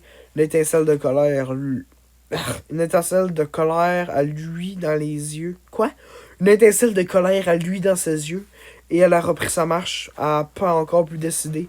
J'étais tellement absorbé par ce qui venait se passer sous mes yeux que je n'ai pas réalisé tout de suite le silence qui emplissait à présent le salon. Tout le monde était tourné vers le même endroit derrière moi. Personne ne parlait plus, personne ne bougeait plus. Je me suis retourné, lentement, et j'ai reçu un coup de poing dans l'estomac. C'était moins l'impression que je l'ai eue. Séphie, que faisait-elle ici? Elle était folle ou quoi? Des gens s'écartaient d'elle par vagues. Ça me faisait penser aux zones qui ridaient la surface d'un étang lorsqu'on lance un caillou. C'est un mot, Sophie est venue vers moi et puis elle m'a dépassé et continué jusqu'à ma mère qui n'est plus à quelques pas de mon père. Monsieur et Madame McGregor, je voulais vous dire à quel point j'étais désolé de ce qui est arrivé à Linette. Je comprends que ce que vous traversez, ma mère, je sais. Sa voix s'est brisée. Il aurait fallu qu'elle ait une peau de rhinocéros pour ne pas sentir l'hostilité qui régnait. J'espère que je ne dérange pas. Je voulais juste... Je suis désolé. Maman était la première à retrouver l'usage de la parole. Vous ne dérangez pas, mademoiselle Adley. La fin un pas vers Sophie. Merci d'être venue. Voulez-vous boire quelque chose? Sophie a regardé tous ces gens qui l'observaient. Tous soupçonneux ou franchement hostiles. Non, non, merci, a-t-elle répondu. C'est absurde, ça fait beaucoup de chemin. Vous ne voulez pas repartir sans vous désaltérer, n'est-ce pas, Ryan? Maman s'est adressée discrètement à papa. Il était à présent seul dans le coin du salon. L'idiotype avait disparu comme par enchantement. Papa fixait Sophie comme si elle était une variété de champignons venimeux et écœurants, exactement comme Mme Adley m'avait regardé quand j'avais demandé de voir Sophie la dernière fois. Ryan, a répété maman. Bonjour, mademoiselle Adley, a-t-il réussi à articuler. J'y vais y aller. Sophie, j'ai à peine eu le temps d'ouvrir la porte. Jude s'est approché de Sophie. Oui, c'est ça, vas-y, casse-toi. Personne n'a demandé de pointer ton nez de primate ici. Tu peux garder ton hypocrisie. Jude, ça suffit. La ferme maman reprit maman. Si notre sort l'intéresse autant, elle était où ces 3 dernières années qu'elle lignait à Saint-Glé et qu'on avait à peine de quoi manger? Elle était où quand sa mère t'a viré et que je lui ai abandonné mes études? Elle était où quand Harry a perdu sa job? Jude désigna un homme près de la porte. Et tout ça parce que c'est une sale gamine qui n'a fait qu'à sa tête sans jamais se préoccuper des autres. Sophie fixait l'homme. Harry qui lui renvoyait son regard. Je l'avais jamais vu de ma vie. Qu'est-ce qu'avait-il à voir avec Sophie? Notre nouveau chauffeur m'a dit que vous aviez décidé de partir. La voix de Sophie n'était qu'un murmure. Mais dans le silence, tout le monde l'a entendu. Je me suis fait virer pour vous avoir laissé seul, alors qu'il y avait une émeute devant le collège, a lancé Harry. Je vous ai demandé de rester dans la voiture, mais vous n'avez rien voulu entendre. Quand votre visage est affiché sur l'écran de télé, votre mère m'a jeté à dehors à coups de pied aux fesses. J'en ai encore la marque et je l'aurai jusqu'à la fin des jours. La colère montait. Sophie a secoué la tête. Je ne savais pas. Je vous jure que je ne savais pas. Vous avez pas pris la peine de vous renseigner, a craché Harry, dégoûté. Vos traces ne nous apportaient que des malheurs, alors chez Jude, en bousculant Sophie. Des murmures se sont élevés devant tant d'audace. Bousculer une primace, te courir au-delà des problèmes. Mais Jude s'en fichait. Et maintenant, tu viens ici. Madame McGregor, appelait Sophie. Perséphone, il vaudrait mieux que tu partes, a dit papa. Mais je n'ai rien fait, a protesté Sophie d'une voix tremblante. C'est vrai, tu n'as rien fait, a accordé papa sur un ton de reproche. Tu viens vêtu d'une robe qui coûte plus que je ne gagne en un an. Une somme censée sourire, applaudir. Tu crois que c'est comme ça que ça marche? Non, a murmuré Sophie. Alors va-t'en, a sifflé Jude. Va-t'en tout de suite avant que je commence un acquis que je pourrais regretter plus tard. Sophie regardait autour d'elle. Ses yeux ont trouvé les miens. J'excusais un pas vers elle, mais une femme m'a retenu par le bras. Laisse-la. Les Nichil et les primas ne se mélangent pas. Sophie a revalé ses sanglots et sortit en courant. La foule s'est écartée comme la mer devant l'ange Chaka. Tu n'avais pas le droit de la traiter de cette façon, Jude. Maman avait entendu que Sophie soit partie avant de s'en prendre à mon frère. Oh oui, il avait le droit, déclare papa. Personne ne voulait d'elle ici. Jude s'est contenté de lui dire la vérité. Maman n'était pas la seule à être surprise. Qu'est-ce qui prenait à papa? Je croyais que sa devise était vivre et laisser vivre. Depuis quand avait-elle sans changer? Depuis la mort de Lini? Ryan, a dit maman. Autour de nous, les gens ont repris leur conversation. Un peu gêné. Je suis arrivé près de maman et en même temps que papa, il y avait une expression de dureté sur le visage. Maggie, a-t-elle prononcé lentement. Je refuse de rester plus longtemps sans agir. Et il a tourné les talons. Maman n'a pas essayé de le retenir. Le ton de sa voix, l'éclat de ses yeux, sa façon de marcher même, me faisait peur. Comme si mon père emmenait mes derniers espoirs avec lui. Sophie, ça ne fait que 3 ans que la mère des Callum ne travaille plus pour la mienne. 3 petites années. 3 années qui sont passées aussi vite que 3 minutes pour moi. Pourtant, quand je suis entré chez Callum cet après-midi, j'ai eu l'impression de pénétrer chez des étrangers. J'avais un souvenir précis du père de la mère de Callum, mais mes souvenirs n'avaient rien à voir avec la réalité. Elle ne voulait pas me voir, j'étais indésirable. Après tout ça qui était arrivé à maman, je vais leur dire combien leur tragédie me touchait. Mais et moi étions dans le même bateau de Callum. Mais chaque fois que mais à chaque pas que je faisais vers Callum semblait me rapprocher de l'enfer. Callum. Je me suis appris près de Sophie sur la plage. Nous n'avons pas parlé. J'avais du sable sur mon seul costume, mais ça m'était complètement égal. Je ne voulais blesser personne, a soufflé Sophie. Je sais, mais ce n'est pas la meilleure idée que j'ai eue dans ma vie, a soupiré Sophie. Non. Je fais tout de travers en ce moment. Elle ne cherchait pas à se faire plaindre. Je suis désolé pour ta soeur Callum. Je voulais te le montrer et je pensais qu'avoir une carte sert un peu impersonnelle. Exactement. J'ai suivi mon impulsion. Je savais pas quoi dire, alors je n'ai rien dit. C'est ça de grandir, m'a demandé Sophie. Oui. Tu me prends dans tes bras, s'il te plaît? J'hésitais. Sophie a soupiré. Si tu n'en as pas envie, c'est pas grave. Non, c'est pas ça. C'est juste que... Sophie s'est mordu la lèvre. C'est juste que... Et puis zut. J'ai mis ma tête sur son épaule. Et nous sommes restés ainsi à regarder les vagues aller venir dans la nuit tombante. C'est tombé long comme chapitre. Ah, j'ai dormi, il est 10h20. Ok, bonne nuit.